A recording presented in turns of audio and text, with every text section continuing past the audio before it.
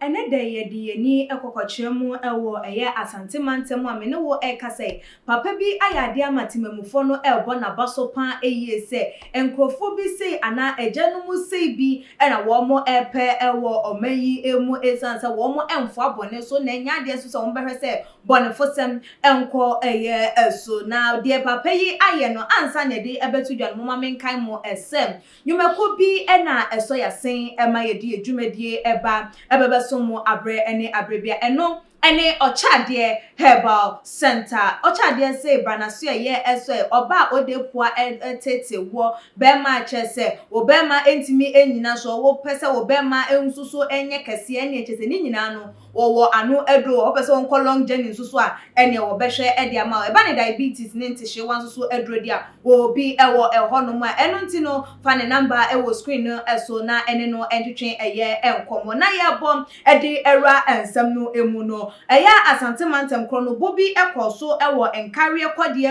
ekwantempon no eso na an Roberts na akwamu kafo wo mkokodi bonefo sama na ehu kasam no na chese wo mo ye eye ensom na eno na enam so ma chese aposifo echiremu a wo mo enya nentiye eye chief superintendent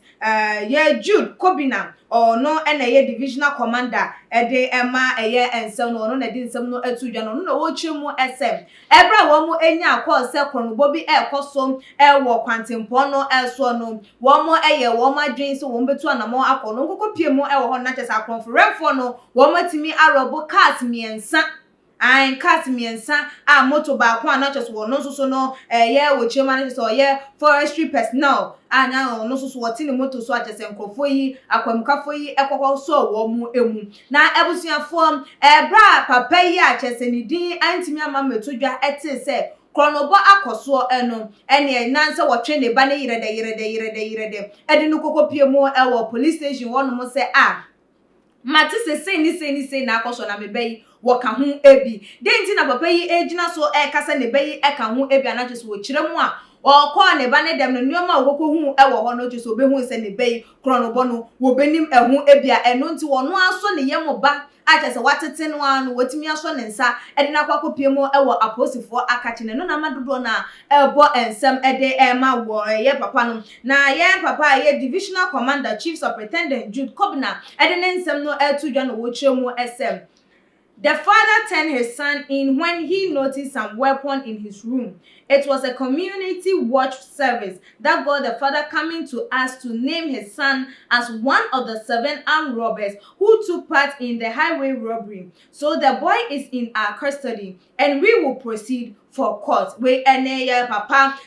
Jude Kobina nensem wa chese wode etu edwa na ebusuafo wode ensem no etu edwa ewie ye na chese enye eno enko a ensuso eye enkrofo a wo mo ankasa ensa etimi eso wo mu emu no emu eye mienu edem wo mo kokowura wo mo edem no suspect ni mu mienu wo mo call wo mo edem no mu hu 15 mobile phones na chese ewo honum ena ebiem so weapons ahodo a eno ni nyina no wo mo etimi abo anu a wo mo ede akwakopie mu ewo aposifo ewo no na wo chemu a enkrofo enso no ensia efri eye ahwiwa wo community wono mu a ebi me no wo ekasa de ehwehwemu ekoso a chese wo mo ede wo bekwakopie mu ewo court na de emra no ese no wo mo ede no eyeden edi emamu a anase wa konfrofo a wo mo ekodi sa abonefo sem eno na ensem no ebeto odwa se dem di kan eka ye no na dodo na ekasa ade papa na ye no eye ne kwan so ha eno because eje bie ni wono mu a wo beye sa enemremu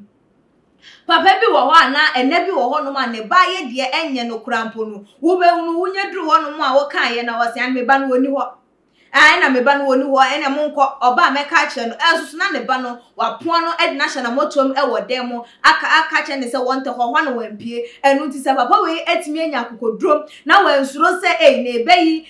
se wo ko police station eba na wo betimi aba ye ne bone anazo wo betimi aba beyi ne ede fi anazo wo betimi aba bedi na wu na wonya kokodro ne timi de ne ba na kwakopie mu ewo aposifo aka che pa ede a na ne eye ne kwan so a enu no enu nti wo se efata abasobode anase wo se efata sem sei empanifo ewo omayimu anase awofo no wo mo hwe papa no na wo mo ensuan nemom ema yenya abahye bone se ye ba ekokodi bone a na ye beka ya no otu ni ehwe se bone no enye den enkoso dande da ye oni abye ma no so mo ye ne ense ne mfata ye ma emra no ene wo mu ndi no mu hunu se emra ewo omayimu na eja ene ena ensusu ewo honum se wo se wo mo entinitine wo mo ema nemom eni kwan se wo mo efoa eye wo mo ema ebone eso na ebinum nso esusu se eye papa no anka